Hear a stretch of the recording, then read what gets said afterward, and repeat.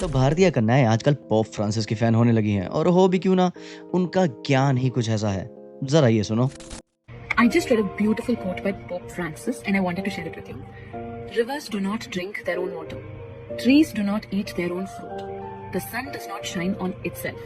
And flowers do not spread their fragrance for themselves. Living for others is a rule of nature. We are all born to help each other no matter how difficult it is. Life is good when you're happy, but much better when others are happy because of you. Did you know that?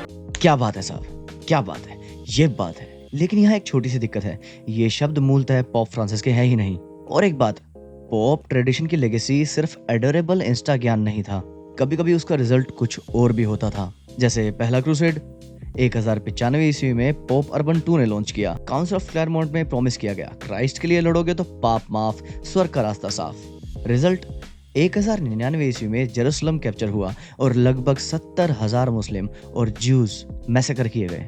Pope यूजीनियस III ने second crusade बुलाया 1147 से 1149 तक। Fail हो गया, लेकिन रास्ते में tense of thousand civilians मारे गए। पोप इनोसेंट III ने फोर्थ क्रूसेड बुलाया 1202 से 1204 और क्रूसेडर्स ने सीधा कॉन्स्टेंटिनोपल को लूट लिया। यहाँ भी थाउजेंड ऑफ मैन, वुमेन और बच्चे काट दिए गए। चर्चेस डिसेक्रेट हुए, सिटीज बर्बाद हो गई। और समझ लो, ओवरऑल क्रूसेड्स का टैली हिस्टोरियंस एस्टिमेट देते हैं 1 to 3 मिलियन लोगों की डायरेक्टली और इनडायरेक्टली मृत्यु। मतलब पोप का स्पिरिचुअल गाइडेंस कभी कभी स्ट्रेट जेनोसाइड हो जाता था। मैं ऐसा नहीं कह रहा कि इसके लिए आज के पोप या क्रिश्चियंस को दोष दो, पर facts don't care about your feelings. अब जानते हैं पोप फ्रांसिस के प्रेम भरे ज्ञान के बारे में।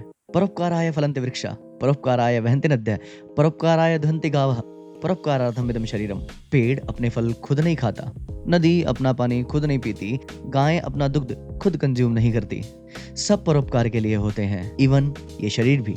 पर इस जनरेशन को लगता है जो पोप फ्रांसिस 1936 में पैदा हुए और सिर्फ 2013 में पोप बने, उनके साथ इस बात को एसोसिएट कर देते हैं, कूल लगेंगे। जबकि ये श्लोक लिखा गया था कम से कम 1000 साल पहले।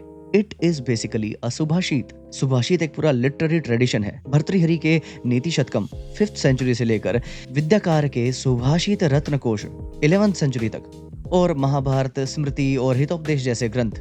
भगवत गीता भी तो यही बताती है, सेवार्थ जीवन। ये हमारी परंपरा का मूल है।